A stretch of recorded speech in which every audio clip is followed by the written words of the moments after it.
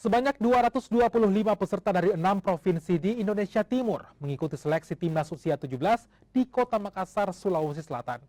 Makassar menjadi kota terakhir atau penutup seleksi tim Garuda Muda. Seleksi pemain tim nasional usia 17 di Kota Makassar, Sulawesi Selatan digelar di lapangan Bosowa Sport Center. Kota Makassar jadi kota terakhir atau penutup dari rangkaian seleksi tim Garuda Muda yang dilaksanakan di 12 kota sejak 12 Juli lalu. Di Kota Daeng ada sekitar 225 peserta yang ikuti seleksi. Mereka berasal dari berbagai daerah di Indonesia Timur, dari Makassar hingga Papua. Nantinya para pemain yang lolos akan kembali diseleksi di Jakarta pada 15 Agustus mendatang.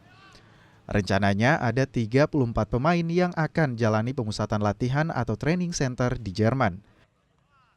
Nah, mudah-mudahan dari sini akan dapat juga yang berkualitas sesuai dengan standar yang sudah ditetapkan oleh pelatih kepala U17 Coach Bima Sakti dan dipandu langsung oleh Direktur Teknik Coach Indra Sapri, dan kita berharap nanti dari sini dibawa ke Jakarta karena ada seleksi lagi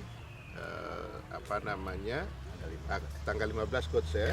Taktikalnya dia. Jadi tim scouting kita udah kasih pencerahan kapan dia dribbling, kapan dia passing, dan kita juga lihat kualitas tekniknya mereka. Yang kedua, bagaimana grup taktikal dia, pemahaman taktikal dia grup.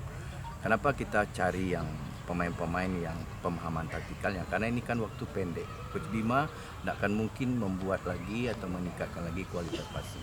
Dan terakhir, kualitas tim taktikal dia. Kalau dia menyerang gagal, apa yang dia lakukan? Sebelumnya, PSSI memulai proses seleksi Timnas Indonesia usia 17 di 12 kota sebagai persiapan Piala Dunia U17 November mendatang. Arif Tirtana, Kompas TV Makassar.